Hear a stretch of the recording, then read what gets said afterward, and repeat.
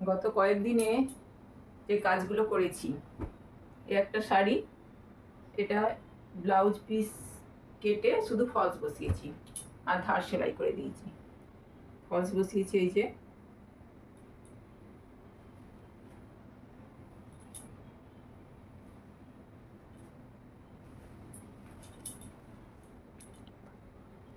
এইটা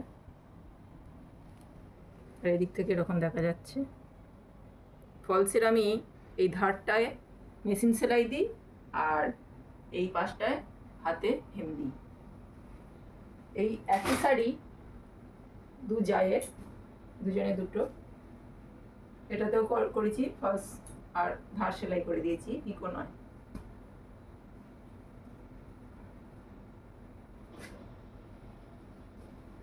এটা একজনের শাড়ি, ডিজিটাল লিলেন।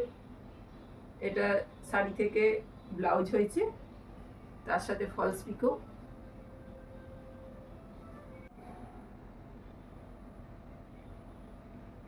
এটা ছোট হাতা,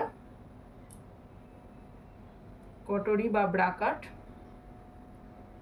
পিছনটা হচ্ছে এরকম পান গলা আর লটকানগুলো এরকম করেছি।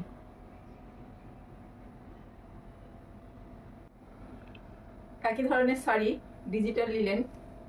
এটা আমার দোকানের শাড়ি, আমার কাছ থেকে নিয়েছে, আমার কাছেই ফলস পিকো করিয়েছে এবং ব্লাউজটাও করিয়েছে। আমার দোকানে, যে এইটা আমার দোকান। এছাড়াও ব্যাগেতে ভর্তি করা আছে।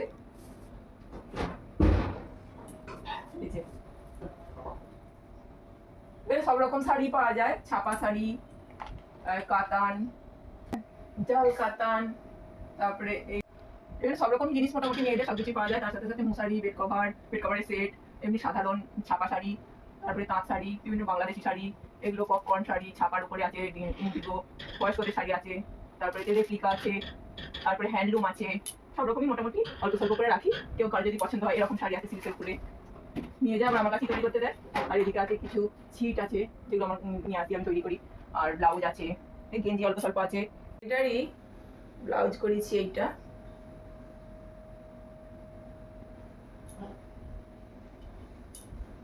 গ্লাস হাতা, কটরি বা ব্রাক গোল।